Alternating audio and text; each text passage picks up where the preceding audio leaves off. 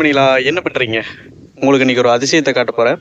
அதாவது புங்க மரம் எல்லாருமே பார்த்துருப்போம். பட் அதனுடைய பூவை மேக்ஸிமம் ஒரு 50% பேர் பார்த்துருக்க மாட்டோம்.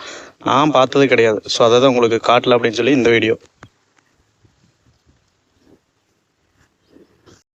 ஆக்சுவலாக இந்த புங்க மரங்கள் வந்து வருஷத்தில் ஒரு தடவை அந்த சீசனுக்கு வந்து பூக்க மாட்டிருக்குங்க. பட் நான் பார்த்ததில்ல, நான் இப்போ தான் ஃபஸ்ட் டைம் பார்க்குறேன்.